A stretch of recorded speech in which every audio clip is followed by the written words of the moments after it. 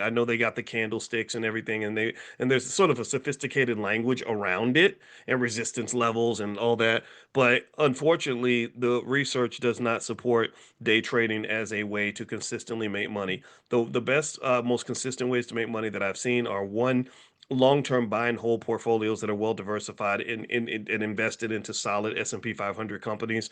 That's been a pretty solid way to make money long term. It's like making Kool-Aid. You just put the sugar and the Kool-Aid in the bucket, and then you pour some water in it, and then bam, it's done. So instead of pouring water in, you got to pour time in.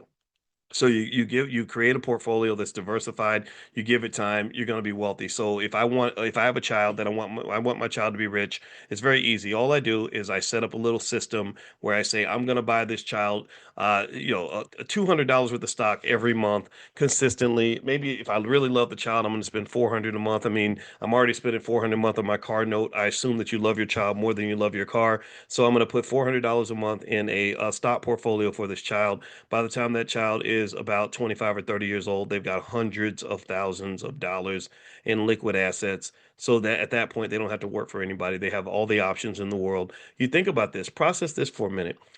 I want you to think about how often you have brilliant black business ideas that can't get off the ground because the founder of the idea can't even raise $10,000. Has anybody ever seen that where somebody needed $10,000 to get their idea going and they can't even get the ten grand? Anybody else ever seen that before? That's kind of sad. That's reflective of a community that has not embraced saving and investing like we should.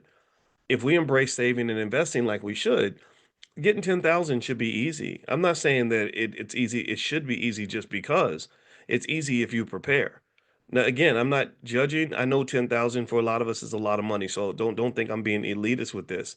'Cause people get mad. Like, wait, what you mean? Hey, $10,000 is a lot of money. Everybody can't afford 10,000. I know everybody can afford $10,000, but everybody can if you give it time. If you took think about this, if you just took the money that most of us might spend on Popeye's chicken and fast food and put that add compound interest in, everybody would have that 10,000, 20,000, 30,000, 40,000. Imagine if you went back 20 years and took every single nickel that you wasted or that you spent on something that did not give you a return. And instead somebody had took that money out of your hand, took up half of it, not the whole, not all of it, just half of it, and put it into an S&P 500 index fund to the point where now you own shares of Nvidia, you own shares of Apple, you own shares of Bitcoin, you own all kinds of assets. Think about how much money you'd have.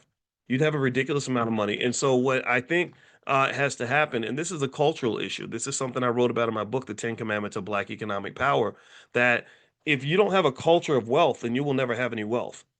If your culture is anti-wealth, which unfortunately strands of hip hop culture that we've been introduced to by the people who run that industry, and it ain't us, y'all know what I'm talking about. Same people who are murdering babies in Gaza, right? These people that own hip hop, they've created a culture in that space, unfortunately, that's very anti-black, very anti-family, very anti-woman, very anti-life, very anti-black wealth.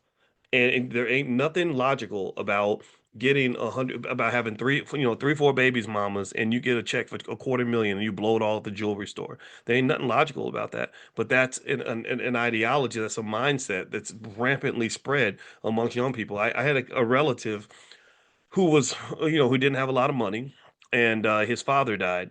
And his father, before he died, his father filed a lawsuit for the way he was being treated in his nursing home, and he won the lawsuit, and he got a little over $100,000.